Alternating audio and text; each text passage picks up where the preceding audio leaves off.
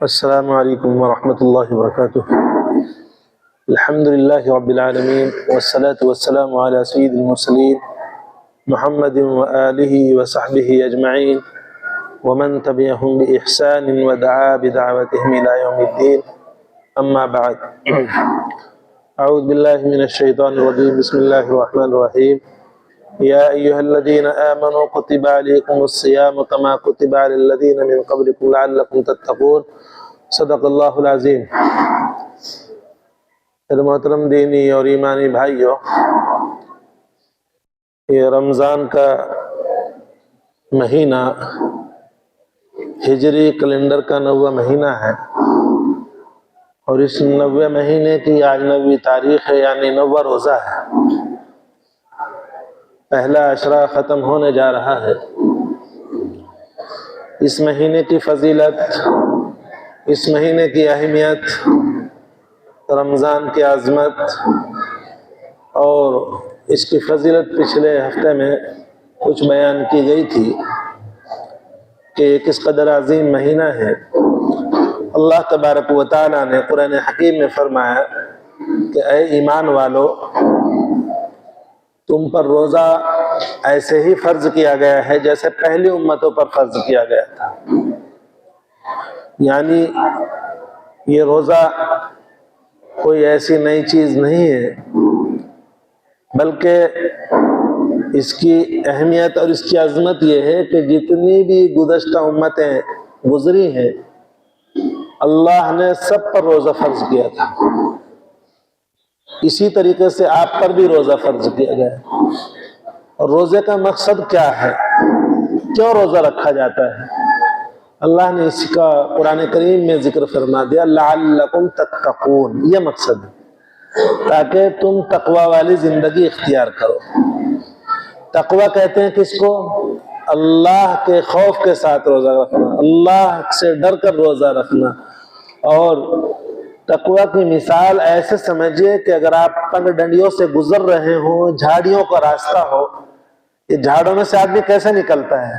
نکلتا بھی ہے کپڑوں کو بچا کر بھی نکلتا ہے، تاکہ کپڑوں میں کوئی کانٹا چبھ نہ جائے اور کانٹوں میں الجھ کر آدمی گر نہ جائے، یا کانٹا جسم میں نہ چبھ جائے۔ کتنی احتیاط سے نکلتا ہے۔ کہیں بھی کانٹے ہوں یا پگڈنڈیوں کا راستہ ہو تو آدمی کیسے نکلتا ہے؟ بس یہی تقوی ہے۔ جیسے پگڈنڈیوں میں سے، جیسے جھاڑیوں میں سے، جیسے کانٹوں کے راستے سے انسان نکل کر چلتا ہے، اسی طریقے سے انسان اس دنیا کے اندر صحیح زندگی گزار کر چلا جائے، بس یہی تقوی ہے۔ جیسے جھاڑیوں میں سے گزر کر منزل پر پہنچتا ہے، یہ زندگی، یہ دنیا بھی کانٹوں سے بھری ہوئی ہے۔ ان کانٹوں میں سے کوئی کانٹا آپ کے جسم میں نہ لگ جائے، کوئی کانٹا آپ کے پیر میں نہ لگ جائے، کوئی کانٹا آپ کے کپڑوں میں نہ الجھ جائے، بس اس احتیاط سے یہ زندگی گزارنی، یہی تقوی ہے۔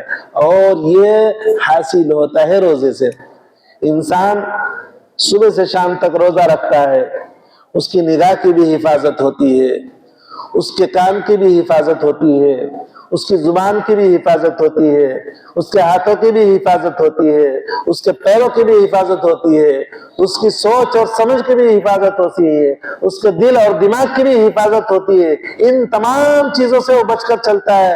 خیالات بھی اس کے پاکیزہ ہوتے ہیں، سوچ بھی اس کی پاکیزہ ہوتی ہے۔ وہ خیال میں کوئی چیز لاتا ہے تو اچھی چیز لاتا ہے، گناہ کی چیز نہیں لاتا۔ وہ سوچتا ہے تو اچھی چیز سوچتا ہے، گناہ کی چیز نہیں سوچتا ہے۔ تو گویا کہ اس کا پورا جسم اس کی حفاظت میں رہتا ہے، اور اللہ تبارک و تعالیٰ کی طرف سے اس کی حفاظت کا بندوبست کیا جاتا ہے تاکہ وہ تقوی والی زندگی اختیار کر لے، اور وہ روزہ اس کے لیے باعث خیر بن جائے، وہ روزہ اس کے لیے باعث برکت بن جائے، وہ روزہ اس کے لیے تقوی والی زندگی بن جائے۔ تو یہ روزے کا مقصد ہے۔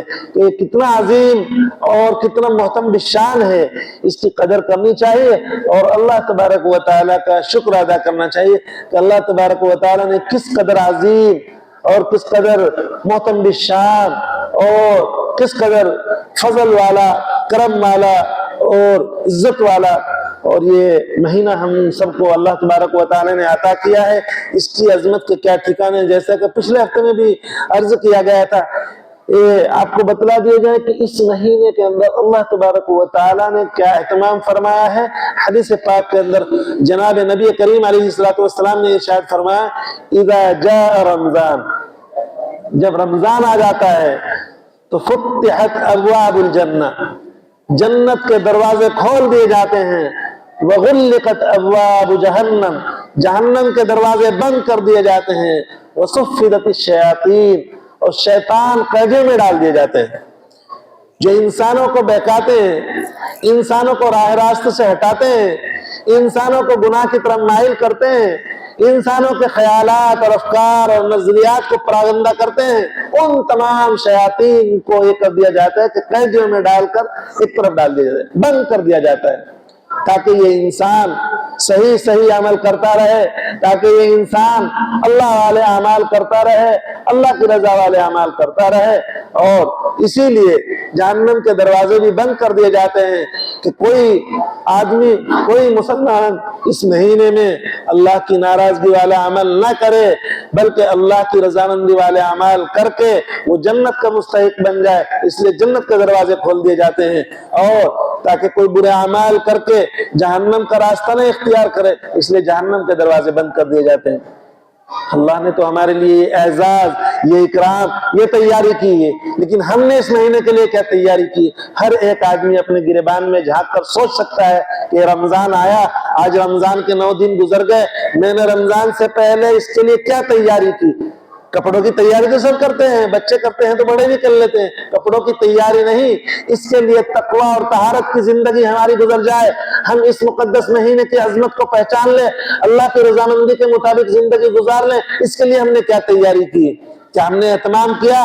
کیا ہم نے اللہ سے دعائیں مانگی؟ اے اللہ رمضان کا مقدس مہینہ آنے والا ہے، ہم نے کچھ تیاری نہیں کی ہے، ہمیں تیاری کی توفیق عطا فرما، اے اللہ ہمیں قرآن پڑھنے کی توفیق عطا فرما، اے اللہ اس مقدس مہینے میں ہمیں نیک اعمال کرنے کی توفیق عطا فرما، خوب صدقہ خیرات کرنے کی توفیق عطا فرما۔ جناب محمد رسول اللہ صلی اللہ تعالی علیہ وسلم کے متعلق ارشاد ہے، حدیث پاک کے اندر فرمایا حضور پاک صلی اللہ تعالی علیہ وسلم کہ کان اجود ما یکون فی رمضان، رسول پاک صلی اللہ تعالی علیہ وسلم رمضان کے اندر بہت زیادہ سخی ہو جایا کرتے تھے، وہ سخی تھے، اجود الناس، لوگوں میں سب سے زیادہ سخی تھے، لیکن کان اجود فیما یکون رمضان، جب رمضان آتا تو رمضان میں بہت زیادہ سخی ہو جایا کرتے تھے، اور ہم لوگ سخی نہیں ہوتے، ہم تو جیسے سال بھرتے ویسے ہی۔ اب بتاؤ کس کے اندر یہ جذبہ ہے کہ ہم اللہ کے راستے میں خرچ کرتے ہیں؟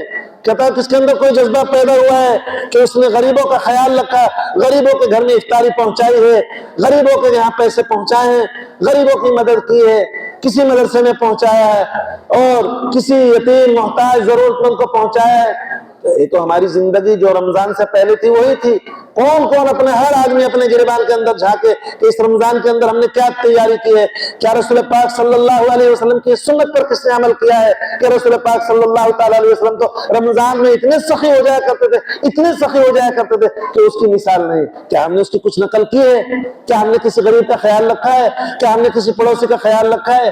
یہ تو کرتے ہیں کہ ہم نے افطاری کی ہے، افطاری مسجد میں بھیج دیتے ہیں، افطاری پڑوس میں بھیج دیتے ہیں، لیکن ہمارا سب سے زیادہ حق یہ ہوتا ہے کہ ہمارے محلے میں، ہمارے علاقے میں، ہمارے پڑوس میں جو زیادہ غریب ہے، جو زیادہ محتاج ہے، جو زیادہ ضرورت مند ہے، اس کے یہاں افطاری بھی بھیجیں، اس کے یہاں کھانا بھی بھیجیں، اور اس کی ضرورتوں کے لیے اس کے یہاں پیسہ نقد بھی بھیجیں، کپڑا بھی بھیجیں، ضرورت کی تمام چیزیں بھیجیں، تو آپ رمضان کے حقیقی قدرداں ہو جائیں گے۔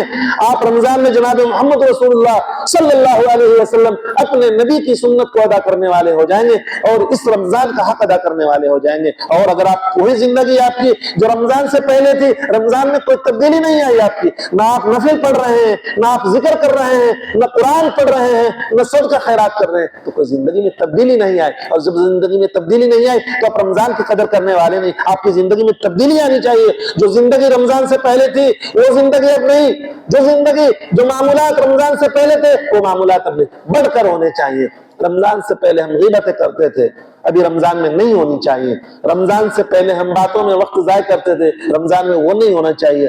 رمضان سے ہم پہلے قرآن کم پڑھتے تھے, رمضان میں وہ نہیں ہونا. رمضان میں خوب قرآن پڑھنا چاہیے, رمضان میں خوب نفل پڑھنا چاہیے. جیسے کہ ہم نے بتلایا تھا کہ ایک عمل کا ثواب, ایک نیکی کا ثواب رمضان میں 10 گنا سے 70 گنا سے 700 گنا تک ہو جاتا ہے.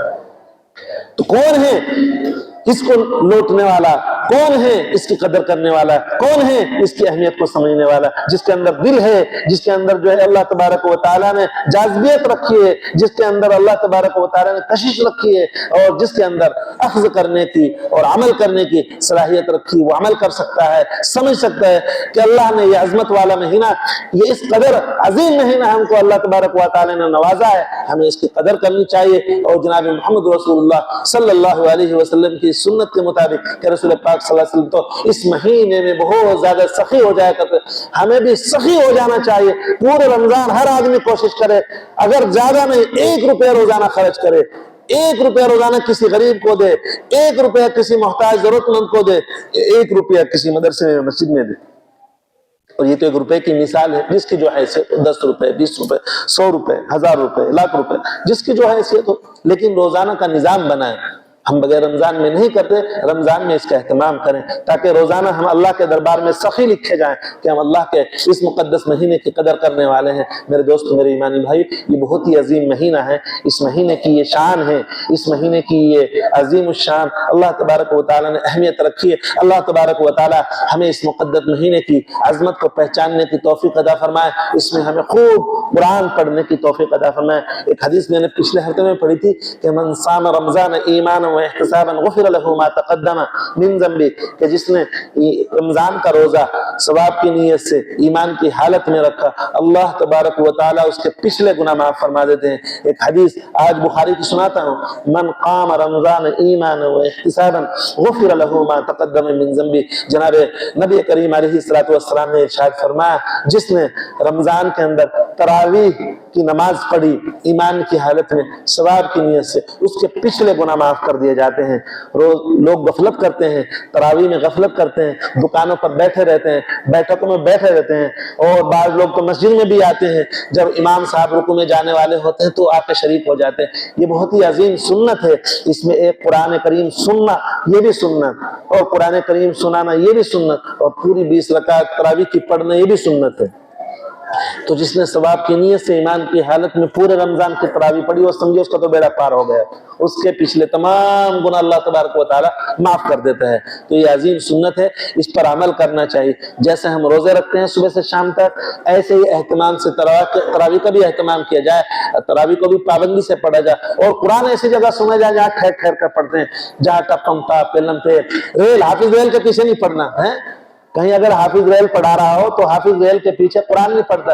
قرآن کے متعلق رب قارئ للقرآن والقرآن یلعنہ, جناب حضور پاک علیہ الصلوۃ والسلام نے ارشاد فرمایا کہ بہت سے قرآن پڑھنے والے قرآن پڑھتے ہیں, لیکن قرآن ان پر لعنت کرتا ہے. قرآن ان لوگوں پر لعنت کرتا ہے جو قرآن کو صحیح نہیں پڑھتے, قرآن ان پر لعنت کرتا ہے جو صاف صاف نہیں پڑھتے, قرآن ان پر لعنت کرتا ہے جو ٹھہر ٹھہر کے نہیں پڑھتے, قرآن ان پر لعنت کرتا ہے جو بہت تیزی کے ساتھ پڑھتے ہیں, قرآن ان پر لعنت کرتا ہے جو اپنے آپ کو حافظ ریل کہہ کے پڑھواتے ہیں, اور ایسے لوگوں کے ساتھ بھی جو ان کے ساتھ پڑھتے ہیں. قرآن کی عظمت یہ ہے کہ قرآن کو ٹھہر ٹھہر کر پڑھا جائے. صاف ارے بھائی, تم پوری زندگی پورے سال کے اندر مستی کرتے ہو, رمضان کے اندر ایک مہینے کے اندر 1 گھنٹہ اللہ کے راستے میں نہیں دے سکتے. 1 گھنٹہ لگتا ہے اگر آپ ٹھہر ٹھہر کر ایک پارہ پڑھیں, پورا 1 گھنٹہ لگتا ہے. کیا 1 گھنٹہ نہیں مسجد میں دے سکتے؟ کیا مصیبت آ جاتی ہے کہ آدھے گھنٹے میں فارغ ہو جائیں, 25 منٹ میں فارغ ہو جائیں. آتے ہو ثواب کمانے کے لیے, گناہ کما کر جاؤ, اللہ اس پر لعنت کرے. ایسے قرآن سننے سے کیا فائدہ؟ تو قرآن وہ سنا جائے اور ایسے حافظ کا انتخاب کیا جائے جو صاف صاف پڑھتا ہو, ٹھہر ٹھہر کر پڑھتا ہو, تاکہ قرآن سننے میں لذت آئے, قرآن سنانے والے کو بھی لذت آئے, سننے والے کو بھی لذت آئے. تو ٹھہر ٹھہر کے پڑھا تو پورا ثواب آپ کو ملے. اللہ تبارک و تعالی ہمیں رمضان کے اس مقدس مہینے کی عظمت کو پہچاننے کی, اس کی قدر کرنے کی, اور اس میں عبادت اور اطاعت کرنے کی اللہ تبارک و تعالی ہم سب کو توفیق عطا فرماوے. اس میں ہمیں سب کو خوب قرآن پڑھنے کی توفیق عطا فرماوے, اور اپنی زبان کو, اپنے کان کو, اپنی آنکھوں کو اور اپنے اعضاء کو گناہوں سے بچانے کی اللہ ہم سب کو توفیق عطا فرمائے. اے اللہ ہمارے اس مقدس مہینے کو, اے اللہ ہماری ان ٹوٹی پھوٹی عبادتوں کو قبول فرمائے. وآخر دعوانا ان الحمدللہ رب العالمین.